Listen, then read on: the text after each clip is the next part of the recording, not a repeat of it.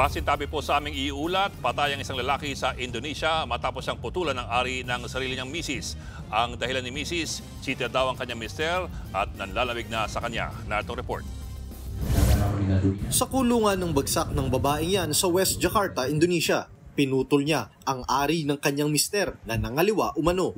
Ayon sa investigasyon, sinilip ng suspect na si Hanifa ang cellphone ng kanyang mister na si Nugrafa habang natutulog. Dito, nakita niya raw ang malalaswang text messages ng kanyang asawa at iba't ibang babae. Dito na raw ginising ng suspect ang kanyang asawa at niyayang makipagtalik para patunayan kung mahal pa ba siya ng kanyang mister.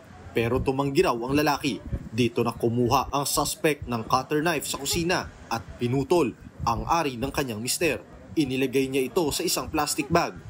Sa kabila ng pagdugo ng kanyang ari, nakuha pa raw magmotor ng mister papuntang ospital kasama ang kanyang misis. Kinumpirma yan ng suspect sa isang reenactment nitong October 21 kung saan umamin din ang babae sa kanyang krimen. 23 araw naging kritikal ang biktima sa ospital hanggang nasawi siya noong August 12. Kinasuhan na ng aggravated assault ang kanyang misis na makukulong ng 9 na taon. Nagbabalita mula sa Frontline, Ian Suyo, News 5.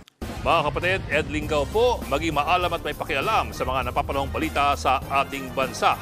Para sa mas malilimang pagtalakay at paghimay sa mga issue at headlines, mag-follow at mag-subscribe sa social media pages ng News 5.